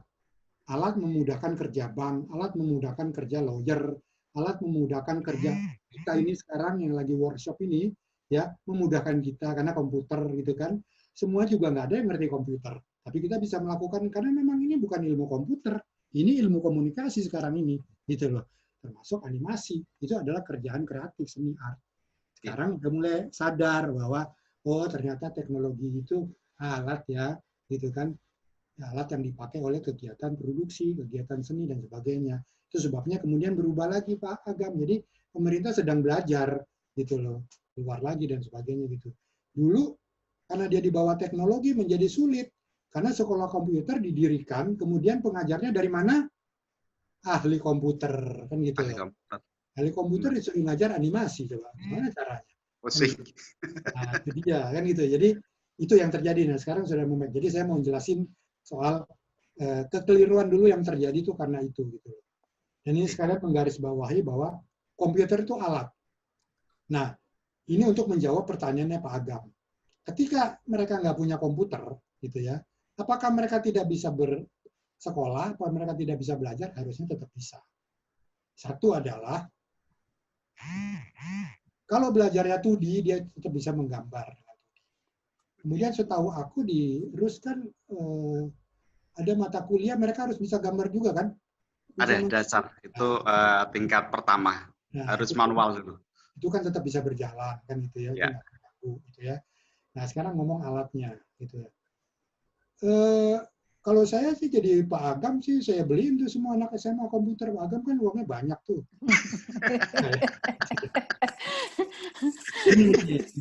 Iya, nanti lucu dapat satu nih.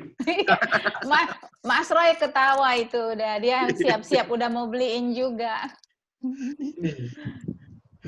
Yang dimaksud dengan tidak punya komputer yang proper itu sama sekali tidak punya komputer atau sebenarnya punya komputer? Kebanyakan punya, tapi kadang ada yang punya Core i3, punyanya Core 7 gitu. Secara spek intinya. Dengan cara remote, Pak. Cara remote gitu ya. Bisa pakai remote tuh apa aja sih, ntar saya contek dulu di kantor. Oh, oke. Ngerti. Viewer. Ini berarti ini ya, yang dipakai adalah komputer sekolah, tapi di remote oleh dari anak rumah. pakai TeamViewer atau Anides atau apapun gitu ya. Iya, udah yang dia perlukan adalah komputernya bisa beroperasi, ada internet. Ya nanti di di sekolah ya praktek salah sendiri. satu masukan sih. Ya. Tadi itu di awal udah kita bahas. Makanya tadi saya kurang ngerti remote, yang di remote komputer siswa di remote oleh guru atau gimana tadi saya pikir. Remote-nya pakai ini, Pak. Remote. Jadi gitu. Dan itu aku pikir solusi yang gampang lah itu ya. Gitu. Yang penting membutuhkan internet yang ada internet aja. Karena rasanya kalau 3D viewer itu tidak menuntut internet terlalu kencang kok. Gitu loh. Itu bisa dilakukan. Gitu. Ya, dan tadi di awal juga sempat ada tips, mungkin kan nggak mungkin semua anak bisa secara bersamaan tuh sistem remote, jadi mungkin shift-shiftan gitu ya Chan ya. Iya, mudah-mudahan itu remote, minggu depan dia masuk. Iya.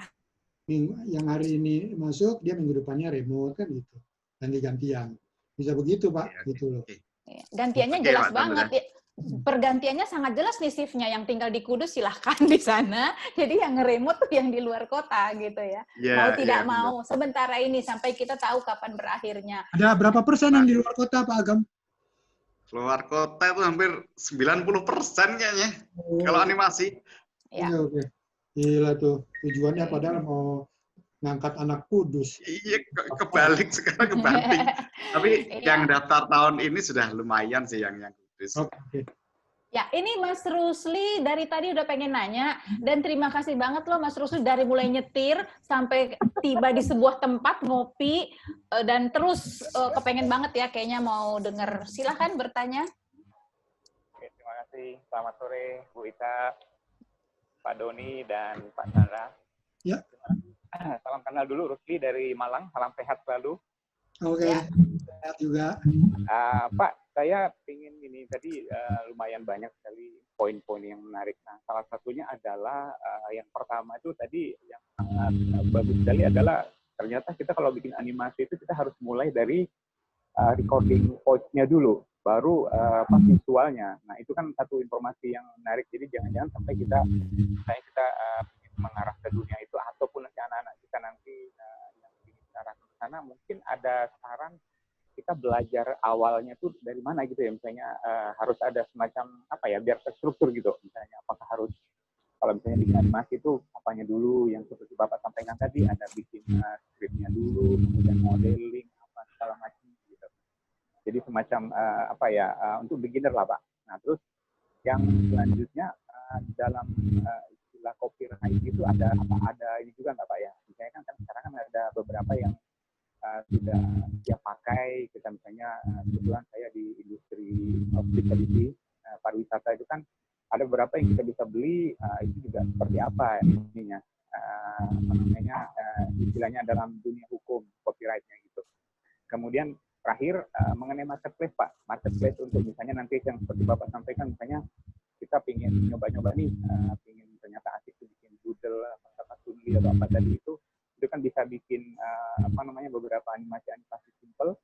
Itu ada rekomendasi nggak Pak, misalnya marketplace-nya di Indonesia atau di mana gitu yang bisa kita ini dengan komersil nanti. Itu aja mungkin Pak Chandra, terima kasih. Oke, makasih Mas Rusli. Mudah-mudahan lo agak jelas ya, Chan, dengernya. Di aku agak putus-putus. Iya. Coba ini ya, mulai dari yang terakhir aja deh. Sesuai usia ya, ingetnya yang tercepat. Market ya. Market sekarang itu luar biasa, luas banget. Kalau dulu tuh kita cuma melihatnya di TV, ya. Sekarang luas banget.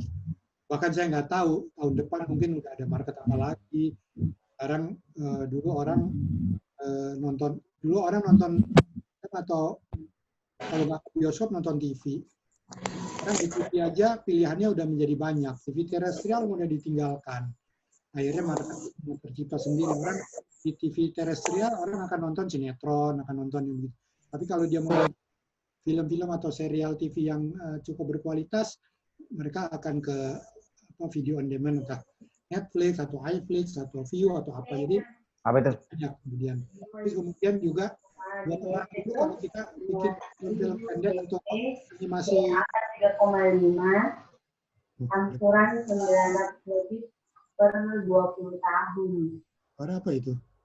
Nanti terima fungsi kalau sudah kayak akad. Suara apa ya? Gimana? Udah. Nggak di-mute kali itu. Ada yang hadir tapi nggak mau di-mute. Nah, sekarang Oke, udah aman. Ya. itu sekarang ada, kalau kita bikin film pendek dan sebagainya, dulu kita bingung mau nayangin. Susah lah mencari platform untuk nayangin. Sekarang banyak banget. Dan punya marketnya sendiri-sendiri, Mas. Gitu. Jadi, ditanya, marketnya di mana sih? Saya sih tidak bisa memberi satu kepastian, kecuali coba nonton di YouTube. Ya, YouTube tuh ada banyak channelnya, dan masing-masing channel itu punya marketnya sendiri, ternyata punya penggemarnya sendiri, yang artinya style animasinya juga masing-masing. Ada animasi-animasi yang simple tapi lucu, ada animasi yang bukan cerita tapi cuma menyampaikan informasi, jadi seperti ada Kok Bisa, ada Zenius, ada apa. Monggo di riset aja, karena saya nggak bisa menjelaskan spesifik karena marketnya terlalu luas, terlalu banyak pilihannya, dan itu menurut saya sesuatu yang menguntungkan tapi sekaligus menantang karena saingannya jadi banyak juga gitu loh. Jadi oke. Gak ada semacam kayak marketplace gitu ya Pak Chandra ya. Maksudnya marketplace itu kayak tempat orang menjual dan kita juga ingin membeli. Misalnya kita ingin bikin training tertentu yang kita nggak bisa bikin, kita bisa beli yang sudah siap tinggal diolah dikit-dikit, atau kitanya sendiri yang ingin menjual di marketplace itu. Ya, ada semacam di Indonesia mungkin. Ada ya. Nah, agak susah sebenarnya kalau kita mau memisahkan antara Indonesia dan internasional, karena udah baur jadi satu. Sebenarnya itu kayaknya, terutama semenjak pandemi itu, urusan kayak gitu kayaknya berseliweran tuh di semua medsos tuh. Iklan tentang belajar apa, iklan tentang belajar ini, belajar itu, termasuk baik internasional, termasuk yang lokal, yang menawarkan untuk belajar animasi, belajar nulis, belajar bikin keramik, belajar apa kayaknya gitu. Jadi aku pikir, saya nggak ahli soal itu ya, karena bukan bidang saya. Tapi menurut saya itu bukan hal yang sulit untuk mencari marketplace sih, Mas Rusli. Kalau ditanya saya nggak, saya bukan ahlinya itu soal marketplace itu loh. Saya malah justru mau nanya ke Mas Rusli. Kalau saya bikin workshop tentang penyutradaraan animasi, Mas Rusli bisa bantu apa? Marketplace kan gitu loh. Gitu, saya malah ahli soal itu.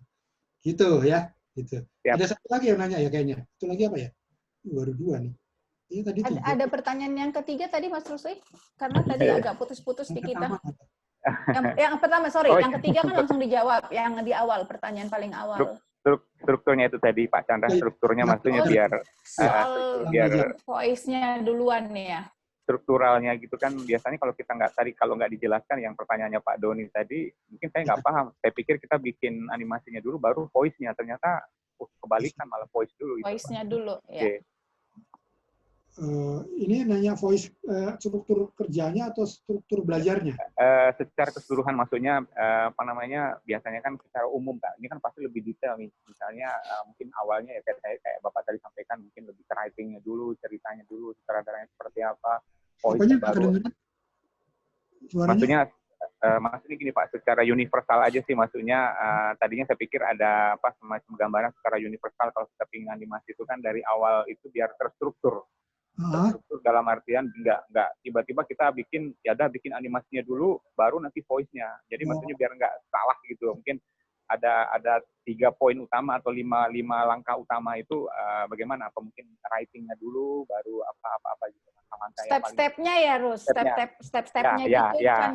Karena tadi buat sebagian kita di sini, oh iya ternyata kita pikir selama ini geraknya dulu baru voice actor-nya mengisi suaranya gitu. Ternyata duluan dikerjakan. Jadi mungkin kalau bicara ini kalau mau baca-baca artikel gini ya, 5 langkah membuat animasi gitu ya Rus ya, atau 3 langkah membuat animasi pertama apa gitu, biar nggak salah gitu.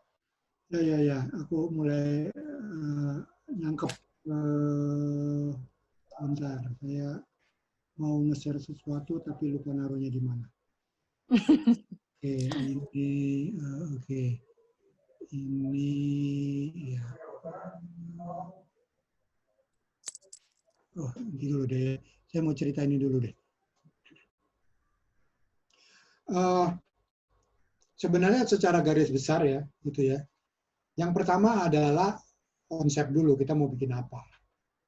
Konsep itu bisa lewat tulisan, bisa lewat gambar, mana duluan, tapi dua-duanya harus ada, gitu ya. Ada orang yang mulai dulu dengan desain karakternya, baru dibuat ceritanya. Ada orang yang mulai ceritanya, kemudian didesain karakternya. Artinya itu konsepnya dulu tuh, pre-production istilahnya. Itu. Nah, setelah kita udah selesai pre-production, kita baru masuk produksi, gitu loh. Nah, di produksi kita di pre-production itu sampai kepada sebelum produksi di pre-production itu setelah konsepnya jadi maka biasanya ide cerita entah gambar duluan turunlah menjadi skenario gitu loh.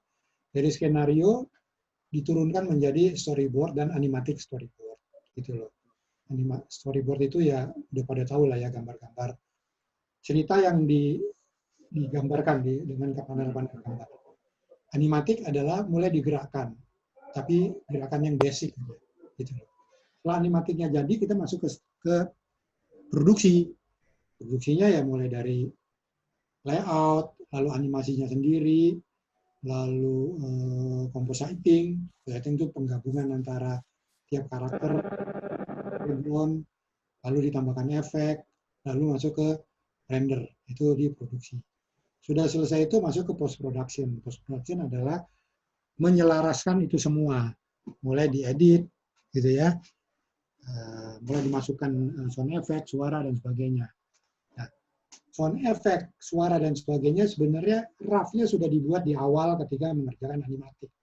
Ini banyak yang bukan cuma orang awam yang nggak tahu, orang film juga nggak tahu. Orang film setenar Joko Anwar, Riri Riza itu nggak tahu. Riri Riza itu udah pasti salah aja kalau suruh bikin animasi. Produsernya juga pasti salah, karena dia pikir urusan post adalah urusan audio terakhir. Padahal enggak, di awal itu sebenarnya audio yang tadi saya bilang voice actor sudah harus dibuat, lalu dimasukkan dalam animatiknya. Ya, jadi kita kalau nonton animatik udah kayak nonton film, gitu loh. Bahkan harus udah tahu nih, penonton awam nonton harus udah seneng atau enggak dari animatiknya. Kemudian efek-efek udah dimasukin untuk timing tuh. Efek lari, efek jatuh, efek terbang gitu ya. Nanti mungkin Pak Agam dan Roy bisa share itu waktu kita bikin Pasoa, gimana efek-efek suara kuda dan sebagainya udah saya masukin supaya animatornya waktu udah tahu nih kudanya lari kencang atau enggak tuh dari derapnya dan sebagainya. Gitu loh. Dan timing, kapan mesti jatuh, kapan pintu dibanting, ada bunyinya kan gitu. Jadi harusnya dimasukin di situ. Ya, jadi. Nah, kemudian nanti di post production audio itu adalah menyempurnakan. Gitu kan, itu cuma rough tadinya, menyempurnakan, lalu mixing, masukin audio musiknya dan sebagainya. Nah, perlu saya tambahkan adalah ada sutradara film animasi yang tidak pernah orang tahu sutradara film animasi itu kerjanya sama nggak sih dengan sutradara live shoot, dengan film layar lebar atau live shoot itu, gitu ya. Beda. Pada dasarnya sama, mengarahkan untuk, pada dasarnya sama. Storyteller melalui gambar, sutradara itu. Sutradara itu pencerita melalui gambar. Dia bercerita melalui gambar. Tapi teknik menyutradarainya berbeda, atau metodenya berbeda. Sutradara animasi justru peran dia menyutradarai itu utamanya adalah di pengambilan rekaman voice actor dan pembuatan animatik gitu. Nanti Mas Roy sama Pak Agam cerita bagaimana dulu kita membuat Pasoa, kita engkel-engkelan di situ. Belum masuk produksi. Aku mensupervisi teman-teman untuk bisa mendirect itu semuanya tuh di situ tuh engkel-engkelan. Karena sebenarnya penyutradaraan di situ. Nah, begitu udah selesai, sutradara tugasnya sebenarnya sudah gampang. Karena kemudian ada supervisor animator, supervisor layout, ada supervisor render, ada animator. Mereka bekerja hanya berdasarkan ngobrol malah. Kecuali ada kasus-kasus tertentu gitu loh. Ya memang sebelum itu dimulai terjadi yang namanya briefing secara umum untuk menjelaskan ini film arahnya kemana, moodnya kemana dan sebagainya. Jadi kira-kira begitu. Itu untuk produksi yang besar, minimal sebuah film yang durasinya mungkin sampai 20 menit, ya 15 menit, 20 menit. Tapi kalau, ya gini, produksi besar menyebabkan isinya orangnya menjadi banyak, menjadi besar. Produksi kecil menyebabkan orang-orang di dalamnya juga menjadi kecil. Jadi, kalau saya mau bikin iklan 30 detik, melibatkan berapa orang? Nggak banyak. Cuma saya perlu penulis, storyboard artist, lalu saya sutradaranya, lalu mungkin cuma perlu satu orang modeler atau dua orang modeler merangkap tekstur, lalu saya cuma perlu animator 2, saya perlu compositing sama render 1 orang, merangkap editor dia, jadilah iklan 30 detik itu dikerjakan dalam waktu 3 minggu atau 2 minggu. Jadi kelengkapan yang saya sebut tadi di awal itu sangat berpengaruh kepada besar kecilnya produksi. Produksinya makin besar, orangnya makin banyak. Sama kayak film. Mungkin udah pernah tahu, udah pernah syuting juga. Syuting video klip film, syuting video klip ya, syuting ya, itu mungkin cuma perlu 6-7 orang jadi video klip. Syuting film Gundala tadi disebut, perlu orang sampai 80. Di luar urusan editing sama animasi sama efek. Dia udah perlu 80. Karena perlu sebesar itu. Animasi sama. Begitu. Bikin yang pendek orang bisa sedikit. Bikin yang panjang orangnya jadi banyak dengan sendirinya. Kira-kira begitu nih ngomongnya jadi ngelantur saya. Iya. Jadi ada production, iya. Ada production, ada post production. Itu ya urutannya begitu. Gitu loh. Itu Mbak Ita. Ya, jadi kayak tadi di awal kita bahas juga kan, semuanya tergantung kondisinya gitu ya. Baik dari segi biaya, tapi kalau langkah-langkahnya kan jelas banget ya, tadi disampaikan sama Mas Chandra. Gitu. Ini udah 5:30 ya, nggak sadar nih kita ya. Ngobrolnya asik banget. Ya, mungkin ada yang mau maghriban, jadi boleh satu pertanyaan lagi kali ya, Chan? Satu aja sebelum kita tutup. Masih ada yang mau bertanya nggak ya? Atau Mas Roy mau kasih komentar? Portfolionya Pak Chandra di mana bisa lihat ya? Ada nggak Pak? Suaranya nggak kedengeran. Kenapa tuh suaranya hilang Pak Mas Rusli? Maksudnya ada portfolionya Bapak nggak Pak Chandra di mana bisa ngeliat-lihat, bisa belajar-belajar teknik-teknik apa gitu, mungkin portfolio ya, apa sih namanya? portofolio. Portofolionya Bapak misalnya bisa ngelihat di mana apa ada Bapak ada blog atau apa gitu. Jadi saya nggak punya blog, di websitenya Tempo Animation aja. Oh, Tempo Animation. Ada itu ada. Saya fotonya saya paling ganteng tuh kata Mbak Ita. Iya, ganteng maksimal. Ya, oke, teman-teman mungkin juga udah cukup panjang nih kita membahasnya dan saya berharap Intips kali ini benar-benar memberikan inspirasi dan tips yang banyak ya. Paling tidak tadi untuk kalau ada perwakilan dari SMK di sini, karena tadi di awal kita bahas SMU dengan SMK itu mau online kan beda ya gitu, karena mereka butuh laboratorium, butuh peralatan segala macam, tapi tadi udah ada jalan keluar dengan sistem remote. Kemudian secara teknis, secara menghitung rate, kalau saya tuh simpelnya udah kayak bangun rumah aja kali ya, mau buruh harian atau borongan gitu. Gitu. Jadi buat Mas Tommy juga yang sudah melihat peluang, mudah-mudahan bisa mendapatkan sesuatu dari perbincangan sore ini. Buat Bro Doni yang udah semakin pusing nih, mau biasa dia kan jadi news anchor, Mas Denny belum lagi nih nanti. Udah kepengen Boleh semuanya. magang nggak di tempatnya Pak Chandra? Saya duluan ya, Bro. Maaf ya, saya duluan ya, Bro. Boleh aja, tapi sekarang lagi work from home. Iya. Iya. Oh, dia bisa kirim suara dari mana aja, kecuali makanya kita tuh kalau ada dia pegang mikrofon, kita harus jaga, kita harus matikan mikrofonnya seperti itu. Nah, jadi teman-teman semua yang udah hadir sore ini, mudah-mudahan inspirasi dan tips yang kita bagikan bisa lumayan buat mengenyangkan sore ini dan nggak frustasi lagi melihat peluang macam-macam, dan peluang itu muncul di segala tempat, di segala saat. Yang penting kita ya, Chan, yang nge-grab-nya gitu. Jangan tunggu peluang yang datang kepada kita, begitu ada peluang langsung masuk. Nah, buat Mas Eko yang tadi juga bingung menyatukan guru-gurunya, mudah-mudahan dengan animasi-animasi yang menarik bisa mengumpulkan menjadi satu tim yang solid gitu. Selamat sore semuanya dan terima kasih banyak.